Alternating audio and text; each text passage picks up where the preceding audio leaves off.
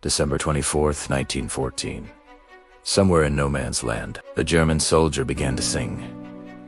His voice carried across the frozen mud, past the barbed wire, into the British trenches. The Tommies listened. They did not shoot, and then, from the other side, someone began to sing back in English. On the Western Front, in the 5th month of the bloodiest war the world had ever seen, the guns fell silent.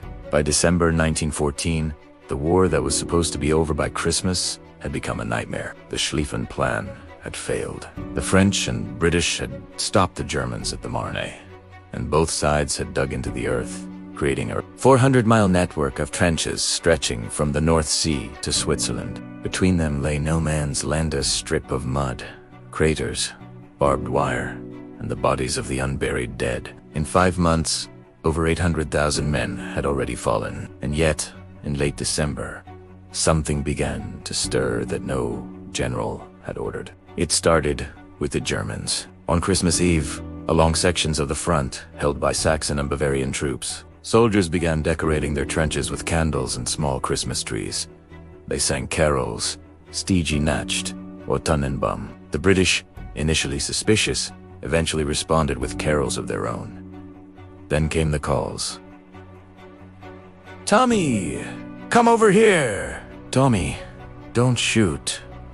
One British soldier later wrote, "We heard them shouting Happy Christmas in broken English. We thought it was a trick at first, but then we saw them standing on top of their trench, unarmed, waving." By dawn on Christmas Day, men who had been trying to kill each other were standing in no man's land, shaking hands, exchanging gift cigarettes for sausage, rum for chocolate. They showed each other photographs of their families. They helped each other bury their dead.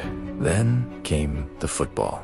According to multiple accounts from both sides, someone produced a ball, probably a tin can or a makeshift bundle of rags, and an impromptu match began. British soldiers played Germans in no man's land.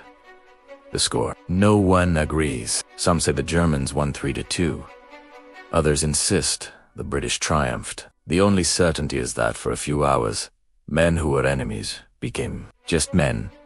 One British soldier, Private Albert Moran, later recalled, "It was a wonderful sight. They were Germans, but they were just the same as us. They were tired of the war, just as we were." Another wrote home, "I never thought I'd shake hands with a Hun, but on Christmas Day I did. He gave me a cigar." But not everyone approved. When news of the truce reached headquarters, commanders on both sides were furious. Fraternization with the enemy was treason. Orders were issued. No further truces would be permitted. Any soldier caught fraternizing would face court-martial. On some parts of the front, the truce lasted through New Year's Day. Elsewhere, it never happened at all. Artillery barrages continued. Snipers kept working, and by January, the war had resumed in full force. The Christmas truce of 1914 was never repeated. As the war grew more bitter, the possibility of peace even. For a day today, the Christmas truce is remembered as a moment of humanity in an inhuman war. In 2008, a memorial was unveiled in England, a football held aloft by 2 soldiers shaking hands. In 2014, on the 100th anniversary, British and German soldiers played a football match in memory of the truce. And in 2021, a film was made, reminding the world of what happened when enemies decided, just for one day, to be friends. They went back to killing each other on December 26th.